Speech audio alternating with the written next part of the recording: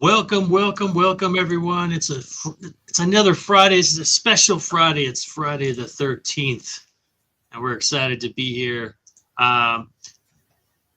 Today, we're going to take a look at some comic book artists and creators and see if we can help them, because making comics is hard, but getting people to buy them is even harder. But we're here to help. Today, Destiny will choose 3 indie comic campaigns for us to look at and review. By the end of the show, we will come up with who we will give our money to based on their pitch. Watch to the end. See if you agree. Put in the comments below. Give us a like. Give us a share. Because you know what it is. Let's spin that wheel! There can be only one.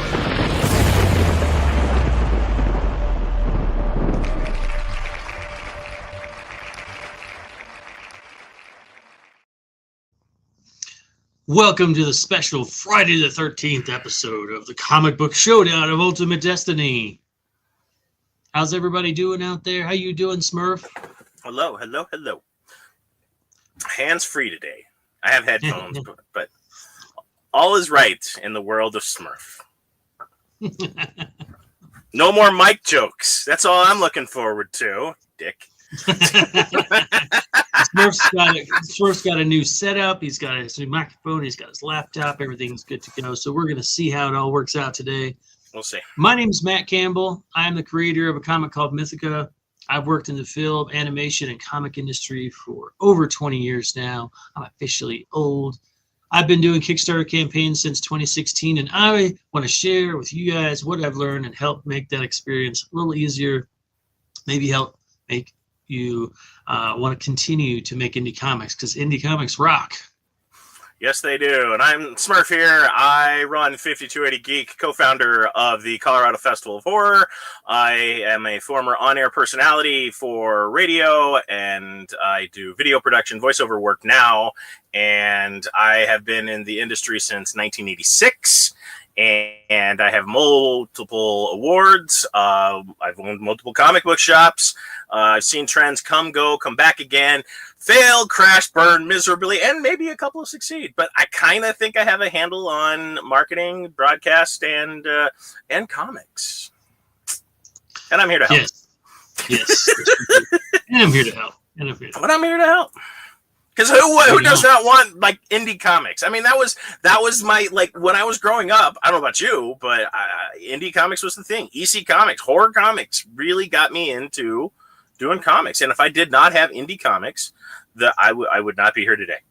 Flat right out, I would not be here today. Yeah, I think there's something that we saw a couple weeks back is like some of those old indie comics being recreated, because so many of them were like burned or disposed of, and I thought that was a really cool campaign. It was. The comic code, parents overreacting. I mean, there were so many good comic code comics that have been lost to just ignorance.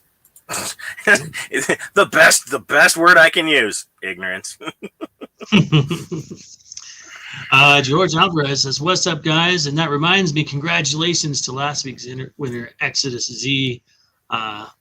They got over their goal, I believe, if I remember right. So I think so. Congratulations, George. Well done. Look forward to seeing George on an upcoming interview with Mr. Matt Campbell and I. Yes, along with John Epple, who I think is also here with us. Yes, we're gonna start doing interviews, recorded interviews in between the shows, compiling them together, and doing sort of a shotgun blast of interviews once a month on our YouTube channel. So a sizzle reel, if you will. That's the word I was. That was the word. Yeah, I know. I was like, what word did I use? Oh, yeah, sizzle reel. Yep. Yes. All right. George says, "Thanks, my dude. You made it. Awesome. That's always a great feeling, especially when it's coming down to the wire. You're at the end. You're like, I'm not sure if we're gonna make it. Is someone gonna back out and drop us back under? I've seen that happen. That's terrifying. That's when you pull out your wallet and the bank account. You're like, all right, I'm finishing this up. I'm finishing strong. Oh man, it's been a crazy week. Craven is out now, I believe. It got pulled from almost all the theaters because they knew this was going to be another, bad thing. And, the thing you got to remember when it comes to these companies releasing, like, if they put a movie in like Craven, that means another movie's got to come out.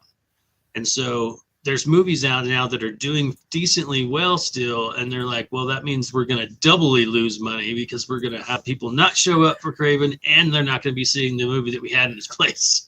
Well, and if you tune in later today, I will be posting up my podcast, Weekend Geek Update, where I do talk about Craven and its weakest open in all of the Marvel history. In addition to the competition that Matt's talking about, you've got Nosferatu with Skarsgård as playing Dracula opening up in a week. And there's some pretty other stout. There was one other movie that I was looking at that I was just like, there's no way they're going to pull out a successful weekend, because the competition is pretty stacked. So Well, and I also heard, I don't know if you heard this too, but Sony officially announced that they're done trying to make Spider-Man villain movies without a Spider-Man. So until they get things negotiated and are working with Marvel to do, Venom in the Marvel universe, then they're not going to see any more of them. I love this freeze frame that we have on Smurf right now. We're going to put this up right now. Smurf error, Smurf not found. After all of his microphones and all of his cool stuff, he's still lost us, I think, with his internet. Oh, is he back now? I'm back. There he is. Oh, yeah. Nosferatu and Lion King open up this week, or the next couple of weekends. So Craven doesn't stand a chance. Lion King?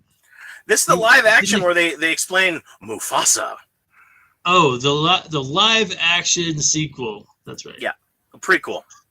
Sequel, prequel. Well, and then there's also some movies that are actually still out in theaters that are doing okay. But yeah, and then like I said, I don't know if you caught it, but like Sony announced that they're not doing any more Spider-Man stuff, or I should say Spider-Man villain related stuff, because they finally figured out that there's no point in making Spider-Man villain movies without Spider-Man. I know, they're like ridiculous. They're surprised they're not doing well. I mean, we won't even talk about how bad Madam Web was. But, I mean, it's just kind of funny that, you're going to have Kraven the Hunter without him hunting the spider. So that just doesn't make any sense to me. I don't get it. George says the Sony Marvel universe is officially dead, right? Now, here's the thing. I wouldn't count it out completely, because you got to remember that despite the fact that their villain movies have been failing, they still have a stake and an ownership in Spider-Man, and it is their number one source of income. Like with the PlayStation games and the video games from Spider-Man, the revenue that they get from Marvel for Spider-Man. So they're not going to sell it anytime soon, because no. Sony without Spider-Man will fall. Well, and to be fair, this is their most successful franchise. They're trying to latch onto something else. There will be another Spider-Man film through Marvel. There is also the Spider-Man Across Dimensions that'll be coming out this year. And they also have the Spider-Man Noir, which is the Amazon series with Nick Cage, that will also be coming out. So, I mean, this isn't by end of Spider-Man at all whatsoever. Sony has put it all bet black, Spider-Man 13, whatever you wanted to call it. They are completely dedicated to Spidey. Make no mistake. Yeah. I think that they finally figured out that they can't make anything out of villain movies without Spider-Man. So maybe somewhere down the road they will work out a contract with Marvel, and we'll see some of these characters in the Marvel universe and the Marvel Cinematic Universe. And Sony will just collect a paycheck for it, but we'll see. Well, I mean, it's pride fucking with them. I'm telling you that right now. They just like, no, we're not going to let it go. Sorry. No matter how much money you give us. Because I'm sure Disney threw a ridiculous amount of money at them, like a buttload of it, But like I said, it is one of their primary sources of income. Like, Their only other franchise, like when you look at franchises that Sony owns, they've got Ghostbusters, which does okay, but nothing like Spider-Man. No. So like they lose that, their business closes. And so they would have to get like, enough of a check to like sustain them for a couple of decades. Yeah, because I don't know. Actually, now that you mention it, I don't know what Sony would do. Because you're right, Ghostbusters is okay in comparison to Spidey money. I don't know. It's a great question. Well, yeah, there's been a ton of stuff going on out here. We could have a whole video just on all the stuff that's happened this week in the comic book world. But we got a show to get to. We got a show. We do have a show. We have a format to stick to, as they say. Yeah. Oh, and also that Lord of the Rings cartoon came out, which I really, really, really, really want to go see. The Rohan battle or whatever that is. That looks so freaking so good. Yeah, I'm sorry. Yeah. No, you're fine. And I think that's something to get excited about. Let's see. So let's jump in and see who made it on this week's Friday the 13th edition of the Wheel of Destiny. Spin the wheel. Let's see. We've got. Is it showing? Yes, it is. Okay.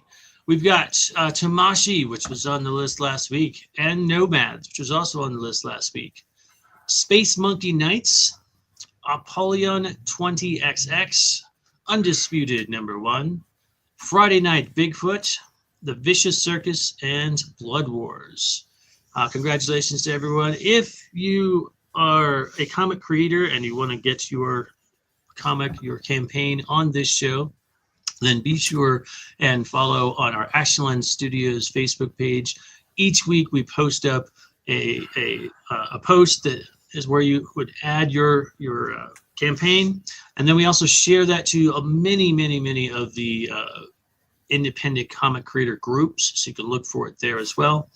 And then once you've been on the show, if you've been selected from the Wheel of Destiny to be one of the 3 that's on the show, then your campaign can't go again until it's a new issue. So let's see here. We got all these stuff. I think it's time, don't you? I do. Let's fucking go. Spin the wheel. It could be only one Highlander type situation. Behold, my wheel of Destiny. Pitter patter, let's get at her. Time to spin the wheel. Time to spin the wheel. All right, let's do it. First up, number 1.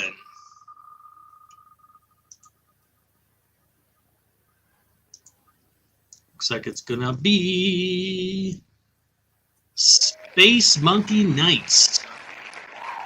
Sounds like a fun name. Removing that one from the list. Now let's get to number 2.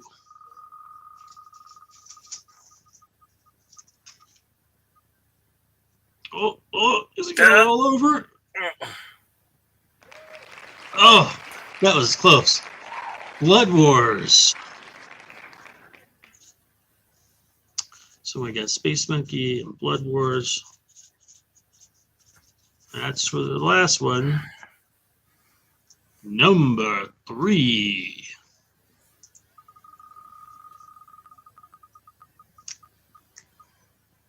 Oh.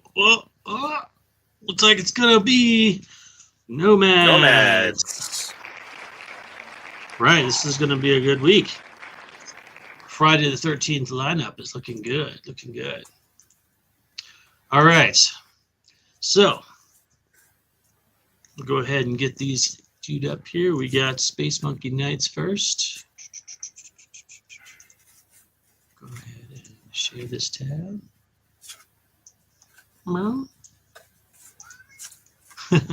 every time I go live, he doesn't want to be left out. Sam does not want to be left out. Nope. All right, we need Blood Wars, Nomads. Where is Blood Wars? There it is. Turning off all these other ones that we don't need. All right, just got a note in. It said, your audio sounds great, Smurf. See? I knew it had to be the other connection. I knew it. Because there's no. All we got to do now is get your internet higher quality. I got my own tower. One thing at a time. One thing at a time. Got my own tower. There's nothing else on that thing, and the strength is high. I know what it is next. I know what I have to do next. I just haven't done it. Right. I don't want to spend like $13,000 on a new production laptop. A new laptop is going to make your internet better? Well, yeah. I keep telling myself that, but I know how physics work. Okay. All right, let's get to it. Space Monkey Nights. Okay. I'm ready. We're ready. All right. Let's lay this chimp on me. Lay this chimp on you. All right. It says Space Monkey Nights Go. Number 1 through 2, zany sci-fi comic, a Saturday morning cartoon inspired sci-fi romp. Looks like they've broken their goal. They're at 1422 out of 500 goal with 86 backers. That's a nice number. That's with good. 7 days to go. Okay, yeah, that's a respectable number for I think either the first or second issue. First and second, yeah. Okay. Yeah. So let's see what this video tells us. Space Monkey Nights Go is an 80s and 90s cartoon-inspired comic book adventure created by Dave Lentz and Caleb Palmquist with art by the incredible Nicholas Torres. This is a action-filled, hilarious Saturday morning cartoon romp about 4 monkeys who are sent out into space and were accidentally fed only information about King Arthur's knights. So they emerge from their sleeping pods, believing themselves to be knights of the round table. What wacky zaniness will ensue? Only you can find out if you back this Kickstarter today. Thank you for your support.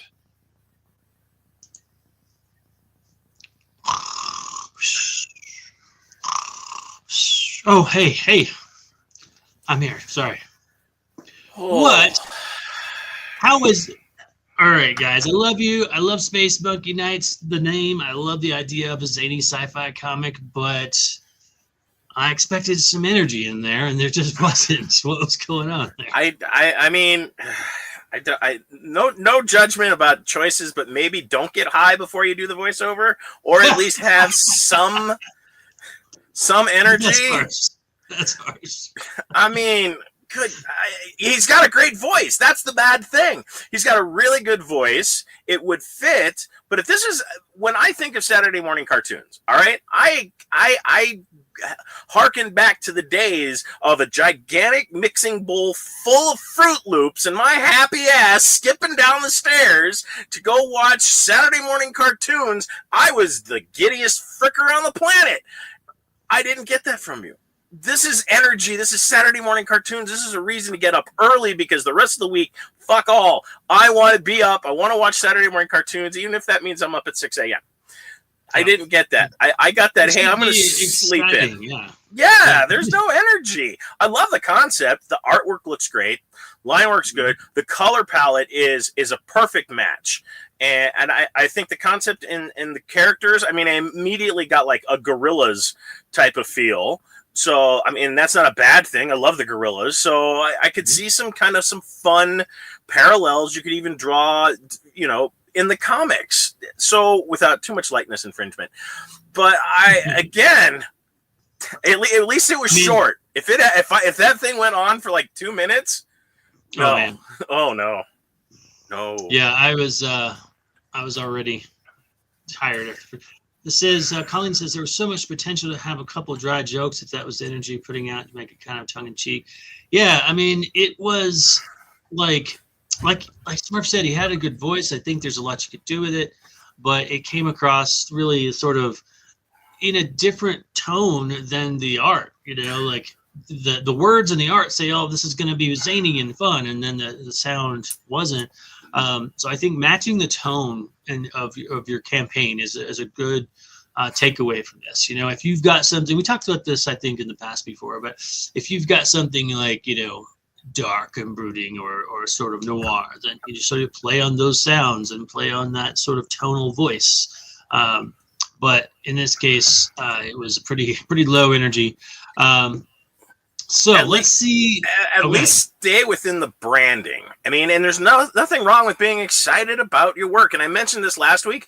Smile when you talk. Don't just be the brooding artist in the back of the room, with none of the lights on and, oh, woe is me. Be excited about your work. This is amazing. Be proud of what you put out there. You've already hit gold, motherfucker. You just should be excited and energetic. Fake it. Yep. Well, and you're right. Even when you're not on camera, if you smile while you're talking, you can hear the tonal change. Yep. Now, I will say this. I did get some information from the video as far as like these people, characters, they wake up and they think that they're Knights of the Round Table, but they're actually, in space. They're not. They're space monkeys. So let's see. I'm going to do a little bit of a dive in here before we move on. It says 4 brave monkeys were sent out into space.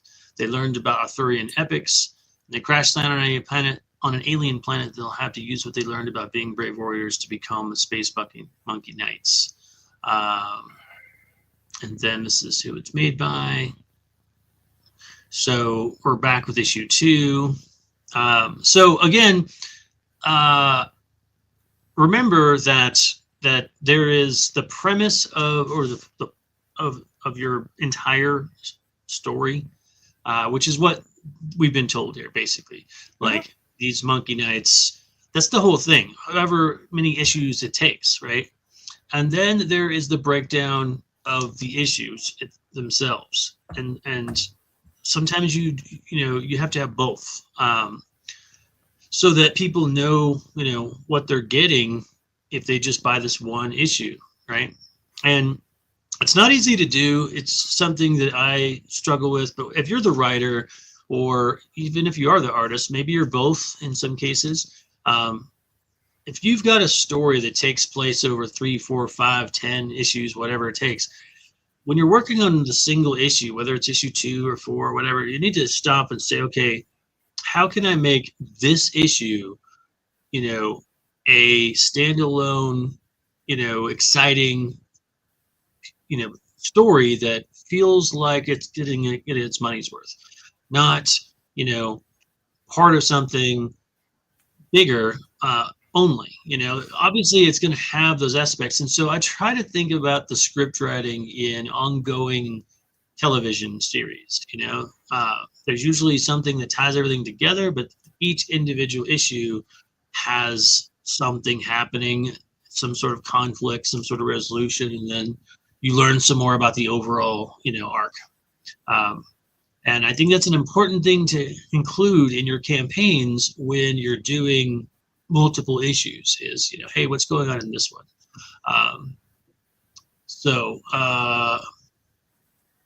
This says, Comics Unknown says, I'm pretty sure I have some Caleb Palmquist books. They're very enjoyable.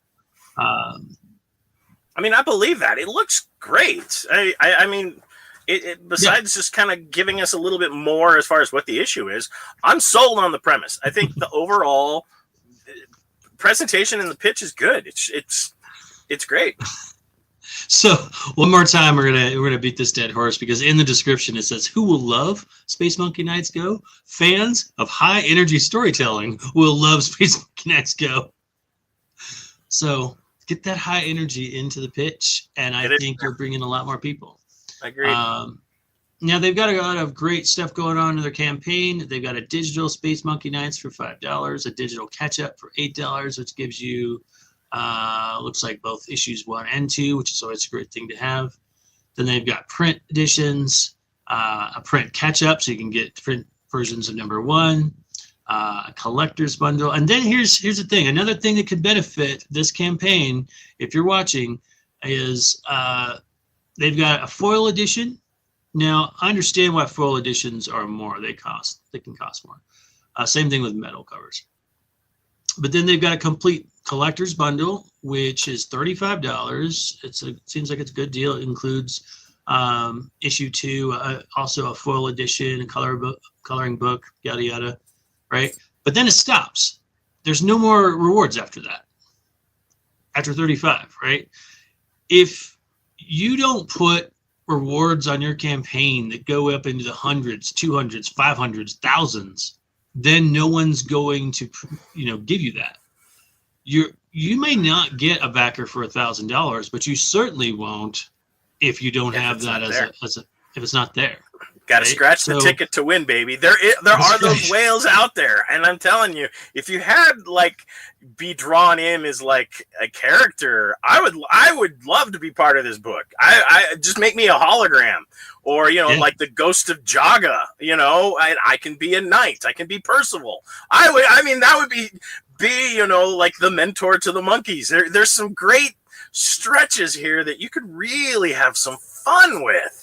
So don't be shy about putting it out there. If it doesn't happen, it doesn't happen. No harm, no foul. But what if it does? Yeah, $1,000. Yeah, I love telling this story because it was just so out there. I'd never seen anything this intense. But at one point, we saw a campaign that had a $10,000 backer reward, and with that reward, they flew you out to a convention, stayed in a hotel with the creators, and then they also gave you all of the books. They did custom artwork for you. You spent the whole weekend with them at a convention behind the table. Did they get it? Who knows? But kudos for throwing it out there. That's right?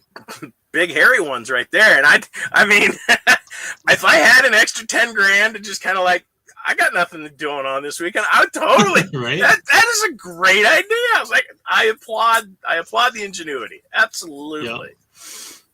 I've never done one that high, but I generally do have a reward level that's in the $600 to $1,000 range, and I generally get it. Someone generally buys it, but you got to make it have stuff. You got to give it. There has to be some substance value to it. Absolutely. Yeah. Absolutely. Yeah.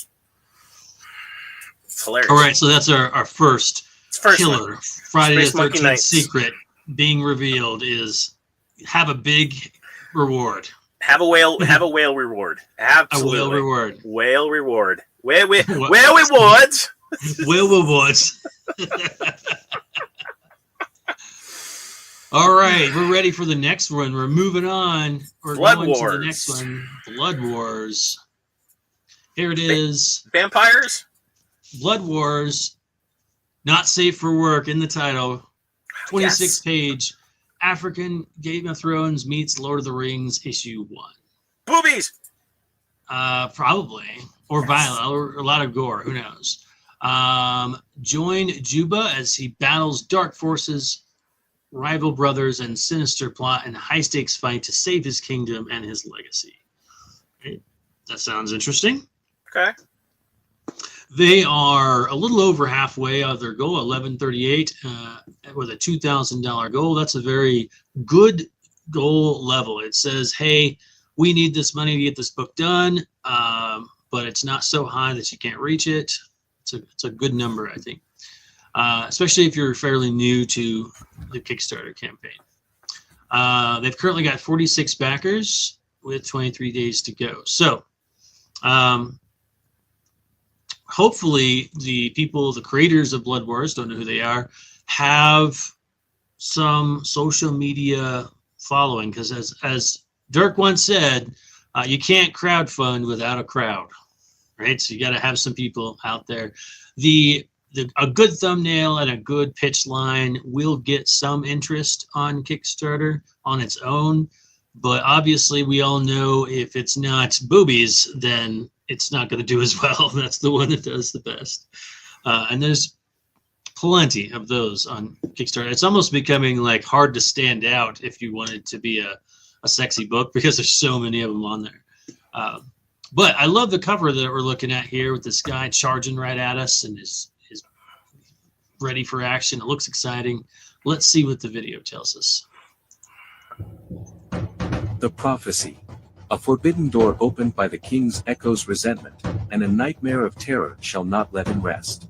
For an abomination born from lust has awakened fear of death. It is written, ye shall reap what you sow, harvest is on the horizon.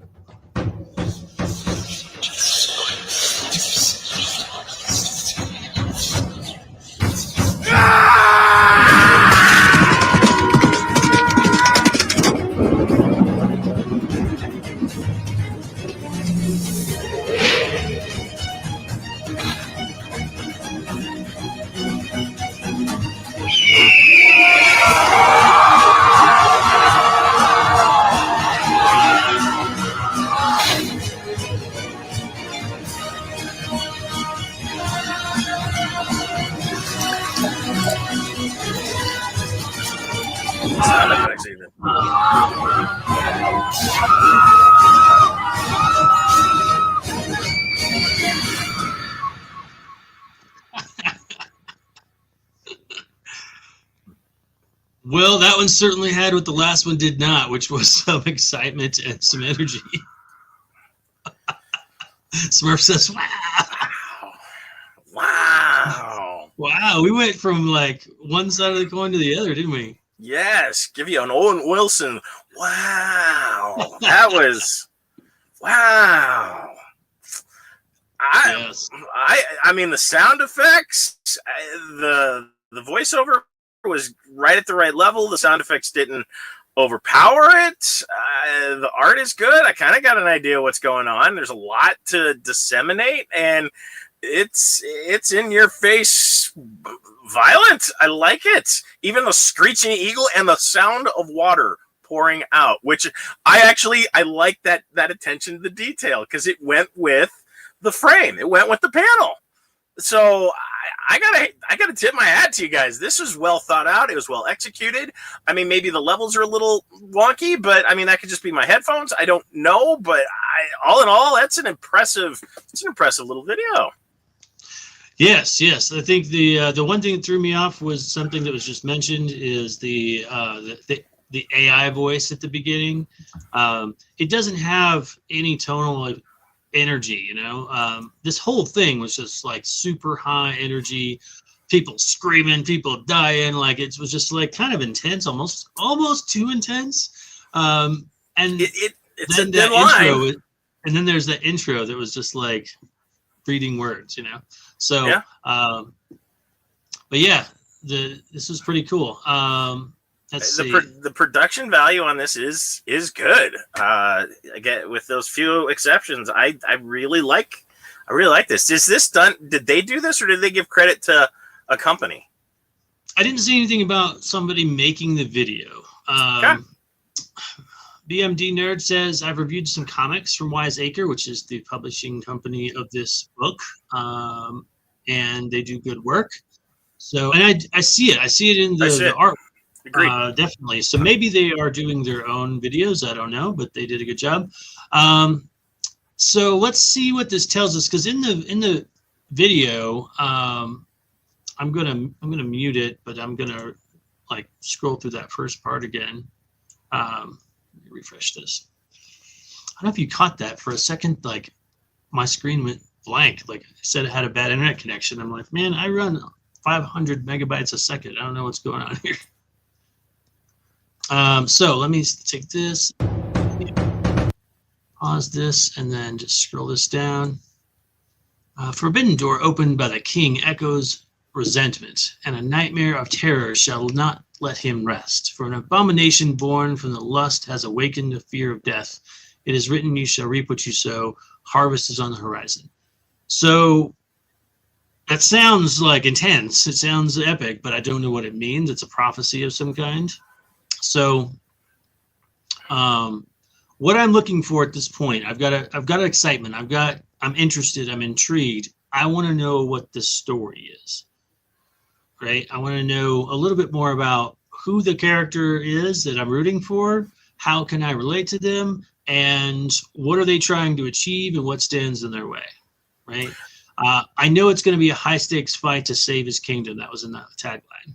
Yep. But well, and I think if they just added the like a simple sentence, a lead in to the character, what he is in relation to the story, and all he has to work off of is this prophecy, and roll right into the prophecy. I think, because I like the prophecy, it's kind of like a built-in mystery.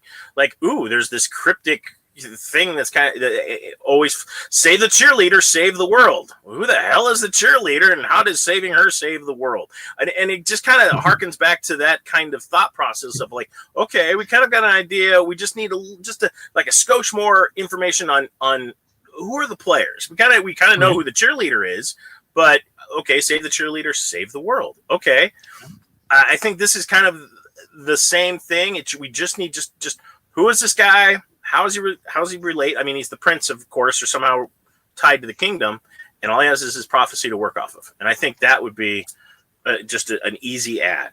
Really do. Maybe we find out a little bit in this description. Let's take a look. It says, your support will fund the creation and marketing of the 26-page first issue where you'll meet Juba, a half-human, half-spirit warrior on a quest to reclaim his rightful throne and uncover the dark secrets threatening his kingdom. With your pledge, you'll be helping us bring this richly crafted universe to life. In Blood Wars, Sons of Ikor follow Juba, a formidable half-human, half-spirit mercenary, as he embarks on a perilous journey to claim his rightful throne. Haunted by prophecy and driven by destiny, Juba must navigate the world of treachery, ancient magic, and brutal battles as he confronts dark forces and rebel claimants. The stakes are nothing less than the fate of a kingdom and the legacy of his people. This first issue sets the stage for an epic saga filled with intense action, deep lore, and a fight for power. Okay, so it seems like the thing that stands in his way from reclaiming his throne is treachery, ancient magic, brutal battles. Okay. And so the occasional booby. Okay, I got it. Apparently, yes. And so it kind of has that sort of, if you were to describe the Conan universe, you know, it kind of reminds me of that. It's like there's all these terrible, difficult things that are going to make it exciting. But some of that seems like it's there all the time. Like, you know, treachery and ancient magic, that's probably going to be around all the time. You know? Right. That's the landscape. It's more like setting the tone and the feeling rather than saying, all right, what's he standing up against in this particular thing? Like just a little bit more narrowing down, maybe as a per issue thing. Like in this issue, he faces this, and in this issue, he faces that, you know? Right. One good thing that I found as a way to like practice doing this, guys, is if you watch TV show episodes in any sort of streaming platform like Netflix, whatever, they usually do a one-sentence breakdown for each episode.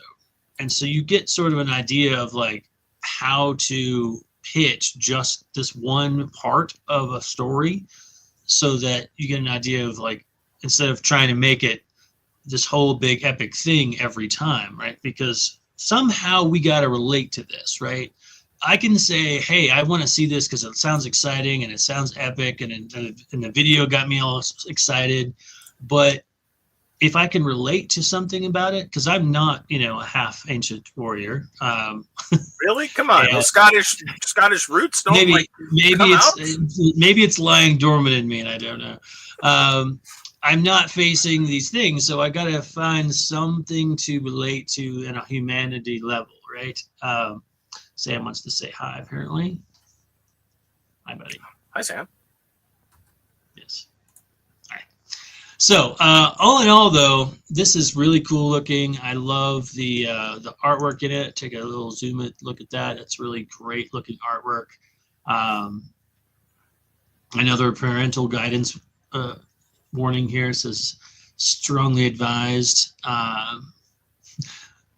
It doesn't ever exactly say why, but yeah, this artwork looks fantastic. I'm actually, you know, very, very intrigued by this. So a couple of adjustments could make it stronger as far as like the intro, the tone of the audio, maybe, you know, a little bit more about, you know, the humanity of this character and like how to relate to them. But other than that, this is really, really a nice, beautiful, stellar introduction. They've got some digital rewards. They've got Kickstarter exclusives. And then it goes up into the hundreds, 175, 500,000. Their highest one is at 1,000.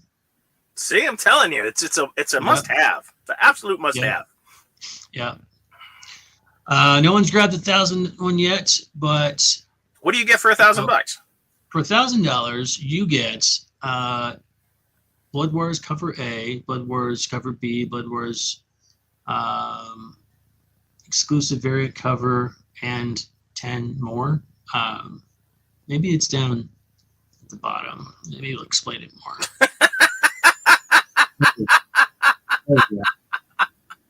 Yeah, it was like in the little sidebar. It didn't say much, so I was like, so I like Sam just kind of looking up at the sky, like, what do I want? Yep. So for the $1,000, you get a guest warrior in a 10-second animated feature, Ooh, executive producer credit, okay. T-shirts, an exclusive cover. I guess that means just for you, and then all the other covers. So I think the guest warrior in a 10-second animated feature is probably like the big part there, and that's pretty cool. That's cool. I like that. Yeah. So that's pretty cool. All right. That's worth $1,000 to me. Absolutely. Yeah. I mean, knowing how much work it takes to do animation, it's definitely worth it. All right. So that was a good job. Good job, guys, at the Blood Wars. What is the name of that company? I forgot it already. There's no digital copy? Yeah. Yeah, there is. Okay. I didn't hear it. I'm sorry. Yep, there is. Okay. All right. So yeah, good job on that. Great presentation. I'm intrigued for sure. Yeah. I mean, they didn't bury the lead. Everything is up at the top. And I mean, again, this is well done. This is very well done. Yeah. All right. That brings us to our third and our final entry into this week's Friday the 13th episode. Nomads. This was referred to us by Dirk. Oh, okay. Yeah, he posted this one up there and said, "Hey, you guys should enter on this show." So props to Dirk for shouting us out. And here we have it, Nomads Definitive Volume 1. In a world that has returned to the primal, a lone survivor must travel into hostile territory to find their lost tribe. They've got a relatively high goal of 5,000, and they're about almost 60% there with right about 3,000. 3,000, though, with only 58 backers, which means their backing support is on the high end, or you've got one or two like really, really high level ones. All right, so let's see what the video tells us.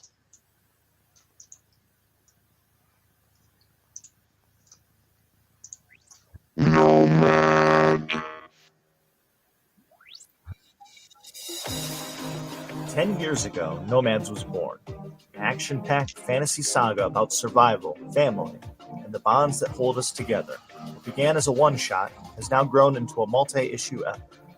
Set in a world where mankind is no longer at the top of the food chain, Nomads follows Hawk and Boar as they venture into hostile territory filled with monsters, mutants, and killer robots. It's a vicious fight to survive and save the remnants of humanity.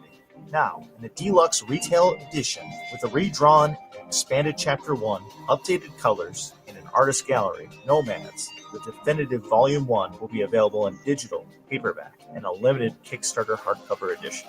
This definitive Volume 1 will set the stage for the second half of Hawk's story. But first, I need your help to make it happen. By backing this project, you're not just getting the book, you're becoming a part of the Nomad's journey. Together, we can celebrate this milestone in Hawk's adventure. It's been a long road to get to this point, but this story couldn't have come this far without you. Together, we can bring Nomads to life and share it with a whole new generation of readers. Thank you for your support and being a part of this ride.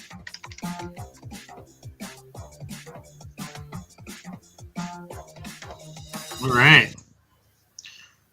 What did you think, my man? I like it.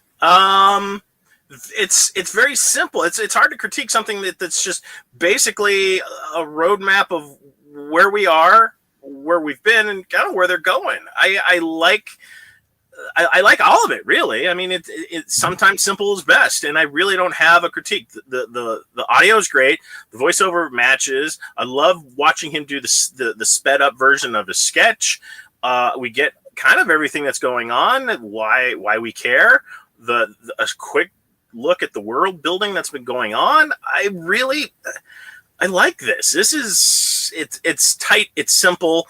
Here it is, and I think they're kind of letting it speak for itself, especially since they have all these fans, obviously, that are following it.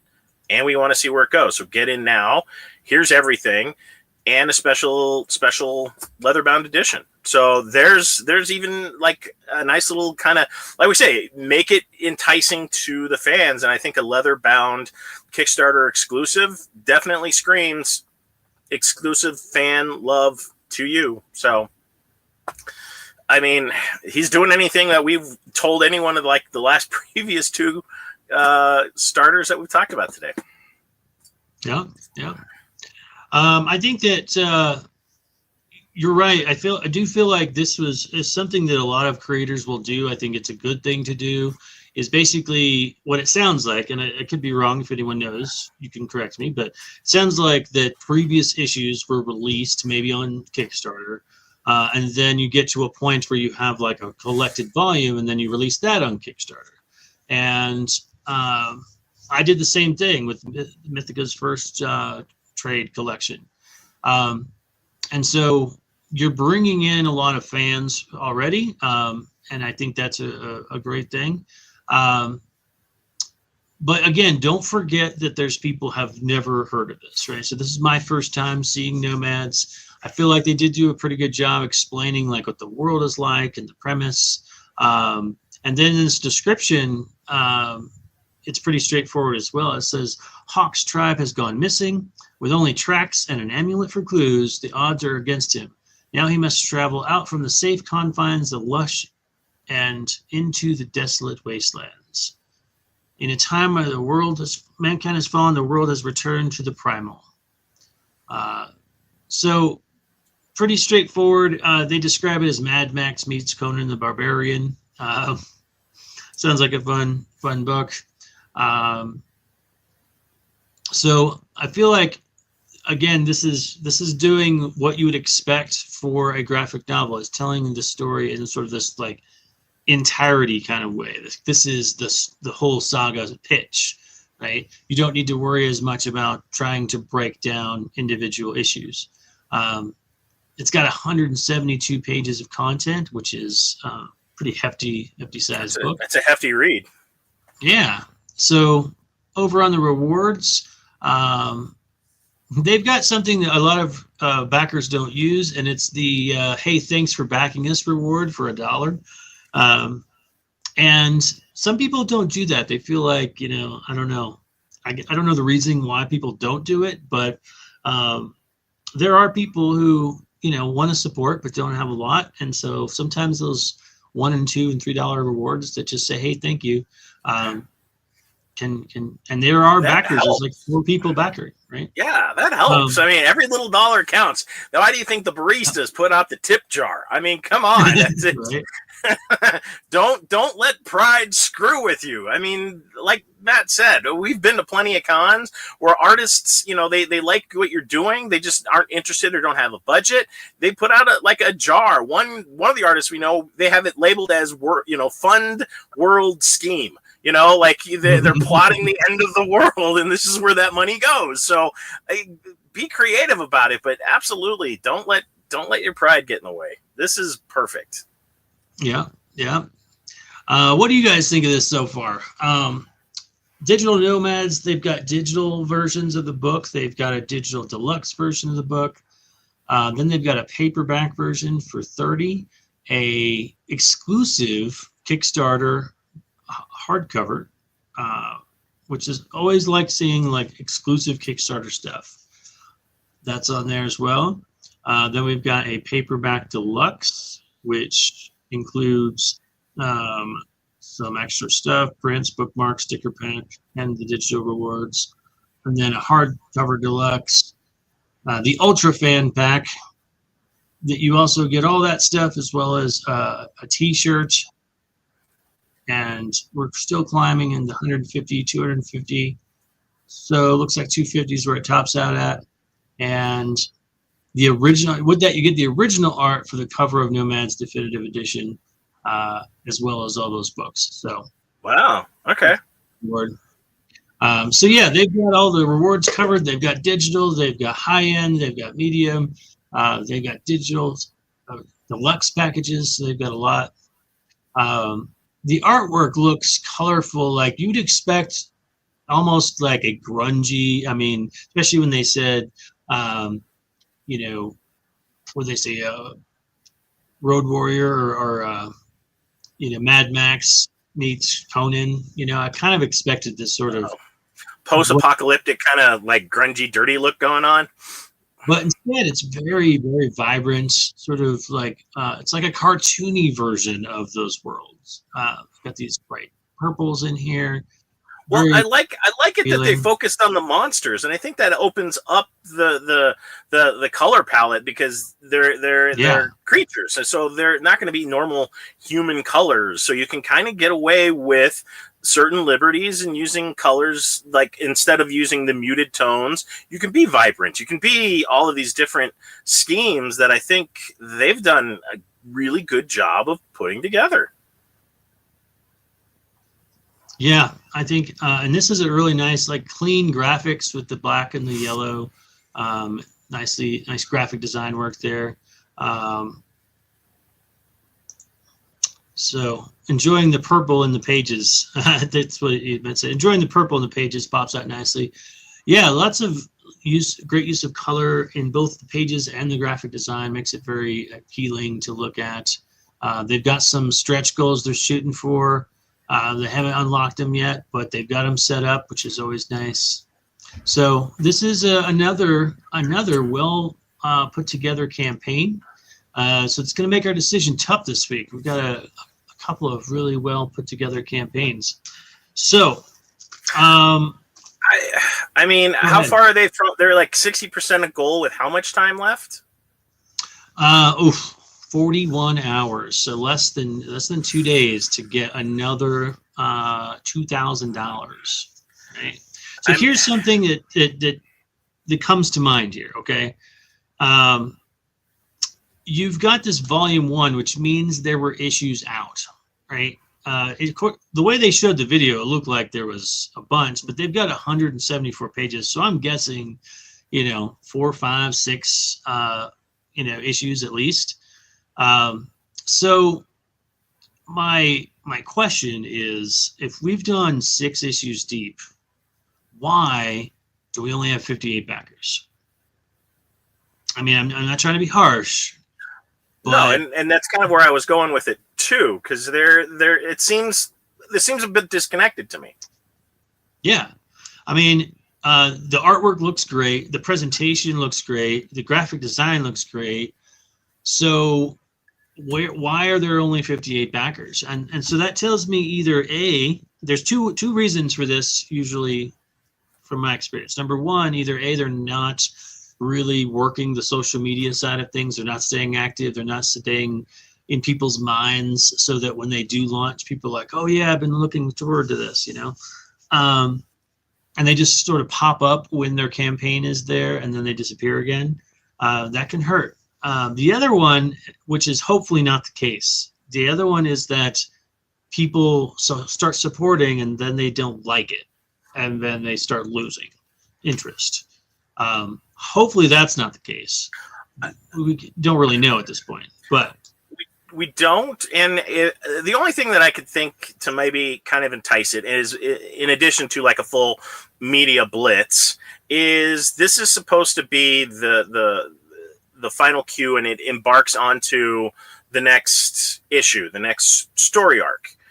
I would have something to kind of help move that along. Say, fund this, and you can appear in the next story. I mean, it would cost you nothing unless the page is already completed. But I would start planting the seeds now for the books to come and being involved in that process. So I would, all 6 issues, evidently you have a lot of people who are interested, but I don't know if this is old readers. It doesn't seem like you've captivated a lot of the newer readers. So that's kind of how I would get the buy-in from them. And here's a chance to, you may be behind, but now you can be part of the world and join the rest of us, or a pitch along those lines. And definitely I would get with your comic book store, do some kind of Christmas special, take advantage of the holiday season and get in there, get into your local comic shop, get something put together with them to finally just kind of like push you over the hump, because I think that's the only thing you're missing is the interaction with the fans, and that's probably the only critique that I can think of, because it looks really, really good. I love the layout, but where is everybody? Fun. Yeah, where is everybody? That's a good question. So again, like you said, I think that sometimes when you're doing these campaigns, you got to remember that, like, you know, this is a business, right? Think about like a movie. When a movie comes out, the amount of money that a movie will spend to market their movie, because they've only got like about a month to make this movie known to everyone and then get them to go out and watch it, right? So they got to spend money going all over the place, right? So if you are doing a comic campaign and you've only got a month to raise that funding, then you've got one of two options. Either you spend some money on the advertising end and like put ads out and go places, go to stores, like Smurf was saying, or you play the long game and you start interacting and talking about your book and getting people excited about it months in advance, and just get this like snowballs effect going, you know, with it, so that people know. But either way, it either takes time investment or money investment or both. You can't just, you know, expect that Kickstarter is going to do all the work for you. But I would expect a book that has 6 issues out definitely to have more than the amount of backers that they have. Well, and that's the problem. I mean, a lot of the backers probably already have these comics, and you're only enticing them with the leather-bound edition, which is nice. I mean, I've gone for absolute editions, you know, from DC, like Sandman and Crisis and all of that, and you know, the slipcase and all of that. And I get it; those are for the hardcore fans, but there's something missing, and I don't know what it is. And I think it's just trying to reach those new readers. Yeah, you're absolutely right. Like, if I had, you know, if I had all the individual issues, would I spend the money to buy the whole thing again just because it's now collected? I don't know. I'd really have to love that book.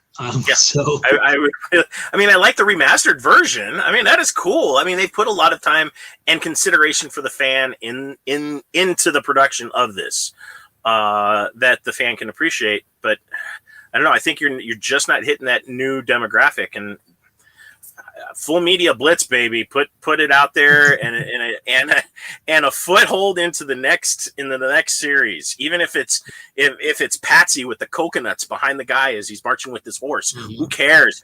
Get something more out there to kind of entice people. Maybe a whole village. Take the top 5 donators and make them a village that they find in the desert. And I'm not trying to tell you how to write your story, but I think that would be kind of cool. I mean, this is the comic fan in me, like, oh, like all of our friends chipped in, and there we are on page. It'd be great. Yep, that'd be cool. All right, that brings us to the hard part. We got to decide which one of these campaigns we're going to back. We've got 3. I want to know what you guys think, which one you feel like is the best campaign presented today. As a reminder, we've got Space Monkey Knights. Space Monkey Knights Go, a beautiful looking comic, a cool story, cool campaign, just not super exciting video. Then we've got Blood Wars, the not safe for work, Game of Thrones meets Lord of the Rings, another well presented, well put together campaign, beautiful artwork. And then we've got Nomads. So throw your choice down in the comments below. We are going to make our choices right now.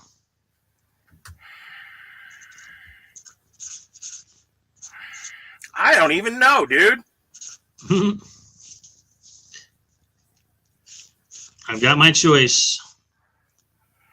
It's a tough one. It is a tough one, and I don't know what to do. I don't know what to do. There's so much stress.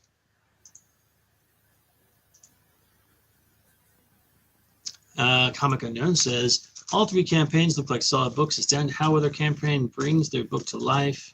Yes. And yeah, in this show, it's about the campaign. It's about the presentation. We're not reviewing the books. We're just reviewing, hey, how did this campaign come across to us?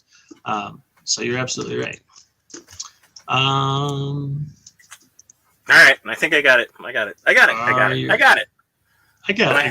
Am I happy? No, because again, like all three of these are solid. So this was tough, but again, going on our rules is how I came to this decision. All right, here we go. Are you ready? Ready.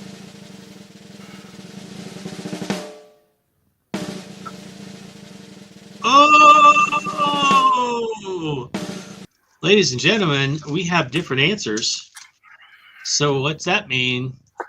We're going to the wheel. All right, give me just a second while I set this up. While you tell me why you chose yours. I for total package and just. It was simple. It was tight. It's well put together. I like Nomads and just the breakdown, the menu style for the tiers. They've got, the higher tiers, and I liked the overall pitch, even though it is for a collected edition.